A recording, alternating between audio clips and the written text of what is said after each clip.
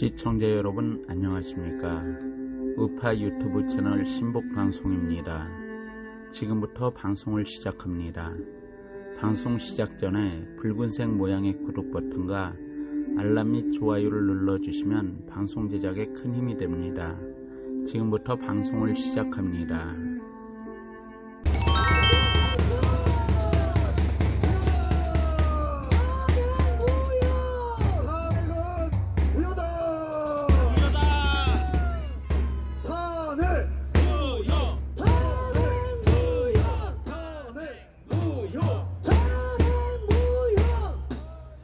반갑습니다. 정준일 변호사입니다. 무슨 이야기를 듣고 싶으세요? 탄핵이 왜 무효인지 이야기를 듣고 싶으십니까? 맞습니다. 아니면 정광훈 목사가 이야기하는 저 통합의 허실이 무엇인지를 듣고 싶으십니까? 아니면 박근혜 대통령께서 과연 풀려나실 수 있는지를 듣고 싶으십니까? 탄핵이 무효인지 이야기를 하려면 지금부터 3시간 동안 이야기를 해야 합니다. 다음 연사가 있고 그리고 이후에 행진이 있기 때문에 왜 탄핵이 무효인지는 요 옆에서 책을 파니까 사주실 거죠? 네. 탄핵이 왜 무효인지를 간단하게만 설명을 드리겠습니다. 대통령이라는 직책은 국가기관이기도 하지만 대통령이라는 지위는 한 개인으로서 직업선택의 자유와 공무단임권과도 관련이 있습니다. 무슨 말이냐면 대통령께서는 한 개인으로서 헌법이 보장하고 있는 직업의 자유로서 대통령이라는 직업을 수행할 수 있는 권리가 있고, 그리고 대통령 자리에 있다가 탄핵을 당하면 헌법재판소 재판법에 따르면 5년간 공직을 수행할 수 없게 되기 때문에 공무단임권의 제한을 받습니다. 그렇기 때문에 국가기관이기도 하지만 한 개인으로서 기본권을 가진 박근혜 대통령께서는 탄핵 소추나 재판 과정에서 헌법이 보장하는 절차적 정의, 헌법에서 보장하는 적정 절차의 원칙을 존중받아야 하고, 거기에서의 가장 핵심적인 것은 무엇이냐? 바로 내가 억울하다. 내가 억울하니까 그 억울함을 이야기할 수 있는 권리를 달라라는 것입니다. 그런데 탄핵 소추 과정에서 그런 과정이 전혀 없었죠. 여러 가지 탄핵 소추가 왜 문제가 있다라고 많은 얘기들을 하지만 가장 핵심적인 잘못이 바로 그것입니다. 헌법의 원리인 적법 절차의 원칙에 따라서 대통령께서 탄핵 소추가 진행하는 과정에서 자신이 억울함을 이야기할 수 있었어야 함에도 불구하고 그 이야기를 할 기회를 주지 않고, 국회는 12월 3일 탄핵을 소추한 다음에 아무런 조사도 없이 고작 신문 언론에 난 기사와 그 다음 검찰의 공소장만을 가지고 탄핵 소추를 하는 말도 안 되는 짓을 했습니다. 탄핵 무효 맞죠? 탄핵 재판 과정에서 많은 문제가 있었지만 2가지 점에 대해서만 말씀을 드리겠습니다.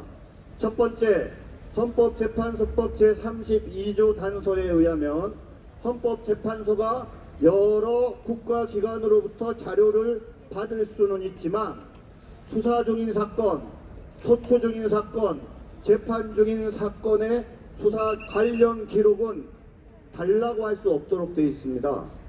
그런데 헌법재판소는 그 규정에 위반해서 2번에 걸쳐서 특검과 검찰에 그 자료를 달라고 했고요.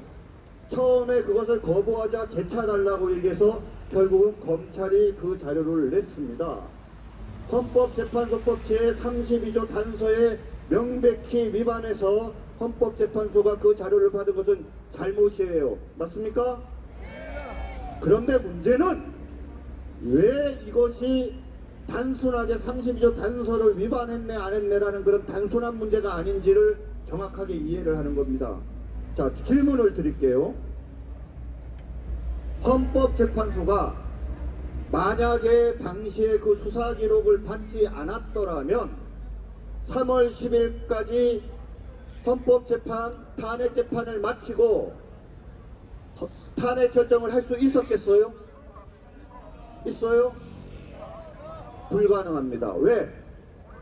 검찰에서 수사한 수사 기록이 없는 상태에서 모든 사람을 불러서 탄핵 소추된 사실과 관계된 것을 헌법재판소에서 조사를 해야 되는 거예요. 아무리 무리해서 헌법재판소에서 조사를 하고 재판을 한다 치더라도 일주일에 5번씩 하고 주말까지 한다고 하더라도 그들이 예정한 3월 10일까지는 헌법재판을 마칠 수가 없었어요. 그쵸? 근데 어떻게 가능했어요? 그 수사 기록을 불법적으로 받아봤기 때문에 가능한 거예요. 잘못됐죠? 그럼 또 질문할게요. 그럼에도 불구하고 헌법재판소가 이야기하는 것처럼 3월 10일 날 판결을 선고할 수밖에 없었다고 가정을 합시다. 자, 제대로 헌법재판에 대한 조사가 이루어지지도 않았고 수사도 이루어지지 않았어요. 재판 과정에서. 자, 그러면 모자란 증거, 부족한 증거를 갖고 헌법재판소에서 박근혜 대통령에 대해서 탄핵을 결정할 수 있었겠습니까? 있었겠어요? 못해요. 왜? 증거가 그때까지 탄핵 재판에서 조사한 증거가 부족하기 때문에 그때까지 조사한 자료만을 가지고는 박근혜 대통령을 탄핵할 수 없었어요. 자, 다시 제가 정리를 해드릴게요. 3월 10일 날 만약에 그날 탄핵 결정을 하려고 했는데 수사 기록을 받지 않았다고 한다면은 그때까지 헌법재판소에서 재판을 진행한 결과만을 가지고는 박근혜 대통령을 절대 탄핵할 수 없다. 그리고 그 수사 기록이 없이 만약에 그냥 계속 재판을 진행했다라고 하면 절대 3월 10일에 끝내지 못한다. 언제쯤 끝났을 것 같아요? 박근혜 대통령의 임기가 끝날 때까지도 탄핵 재판은 계속될 수밖에 없었던 것이에요. 그러니까 32조 단서에 반해서 수사 기록을 받아본 게 얼마나 불법적이라는 거, 박근혜 대통령을 그들이 탄핵하게 만드는데 가장 결정적이라는 것을 알 수 있죠. 더 중요한 문제가 있어요. 헌법재판소법 제40조에 의하면 탄핵 재판은 형사소송에 관한 규정을 준용하도록 되어 있습니다. 그리고 민사재판에 관한 규정과 형사재판에 관한 규정이 서로 다를 경우에는 형사재판에 관한 규정을 적용하게 되어 있어요. 이것은 무슨 말이냐? 민사재판과 형사재판이 서로 다르면 형사재판을 따르라 이 얘기예요. 한마디로 얘기하면. 자, 그럼 형사재판을 따르려고 하면은 몇 가지 반드시 적용되는 원칙이 있습니다. 첫 번째, 무죄 추정의 원칙 다 아시죠? 두 번째, 공소장 1본주의라고 있어요. 공소장만 보내야지 거기에 증거 붙여서 보내면 안 되거든요. 그 다음 세 번째는 뭡니까? 증거조사라는 걸 하게 돼 있어요. 증거조사. 자, 세 가지만 딱 오늘 얘기를 하겠습니다. 첫 번째, 대통령이 무죄가 추정이잖아요. 그쵸? 그러니까 증거를 재판부가 안 가지고 있는 상태에서 증거조사를 한 다음에 어떤 증거를 대통령이 그걸 증거로 삼는데 동의하지 않으면 그 관련된 증인이나 관련된 사람들이 전부 다 나와서 증언을 해야 되는 거예요. 아까 제가 뭐라고 말씀드렸습니까? 32조 단서에 반해서 기록을 받았어요. 언제 받았어요? 재판이 시작하기 전에도 받았어요. 재판이 시작하기 전에 그 기록을 받았다는 것은 무엇을 의미합니까? 증거조사를 하지도 않았는데 증거를 이미 받아봤다는 얘기죠. 증거조사를 하지도 않은 증거를 받아서 재판장들이 검찰이 기소한 그 수사 기록을 보면 그 수사 기록의 내용은 뭡니까? 박근혜 대통령의 공범이라고 그것을 입증하는 증거들만 있잖아요. 그거를 그럼 재판관들이 다 보고 나면 어떤 생각이 머릿속에 들겠어요? 대통령 공범이니까 인정된다라고 생각이 들지 않겠어요? 그럼 이게 무죄 추정의 원칙에 반합니까? 반하지 않습니까? 무죄 추정의 원칙에 반하는 거예요.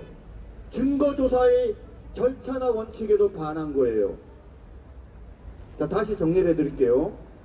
32조 단서에 반해서 그 수사 기록을 위법적으로 받은 것은 단순하게 32조 단서를 위반한 것이 아니라 결국은 그 자료를 받음으로 인해서 형사소송 규칙을 준용하게 돼 있는 모든 절차 원칙을 사실상 다 무시하고 헌법재판소에서 재판관들이 대통령에 대해서 탄핵 사유가 사실상 인정된다고 이미 머릿속에 넣어놓고 그 다음에 그냥 3월 10일까지 끝낸다고 결정해 놓고 그리고 마구 진행한 거예요. 탄핵 무효 맞죠? 맞습니다. 제가 앞에 이 얘기를 안 하려고 하다가 요약해서 말씀을 드린 이유는 뭐냐면 우리가 이 탄핵이 왜 무효인지를 정확히 아는 것이 참으로 중요한 거예요. 우리 스스로가 단단해지고 그들을 만났을 때 그들과의 논쟁에서 이기고 더더욱 중요한 것은 당시에 쏘가서 쏘가서 촛불을 들었던 많은 국민들이 있습니다. 그들이 거짓 선동과 유언비어에 쏘가서 촛불을 든 분들이 우리의 설명을 잘 듣고 자신들이 쏘가서 촛불을 들었음을 알고 반성을 하고 우리와 함께하게 되면 그러면 뭡니까? 대통령 석방해서 우리 옆으로 돌아올 수 있게 하겠죠. 그런 면에서 바로 우리가 탄핵이 무효라는 것을 아는 것이 되게 중요하고 대통령이 탄핵이 무효니까 그 다음에 무엇이 있어야 돼요? 대통령 지금 저희 구치소에 계시면 되겠어요? 돌아가시면 되겠어요? 안 되겠어요? 대통령께서 지금 68일이 지났고 12월 15일 전에 성모병원에서 지금 구치소로 서청대로 돌아가실 날이 며칠 안 남았어요. 그런데 우리 보수 우파에 있는 국민 중에 그 누구도 대통령께서 서청대로 돌아가게 해서는 안 된다는 얘기를 진지하게 이야기하는 사람이 거의 없습니다. 다 뭐라고 얘기하냐면 풀려나겠지.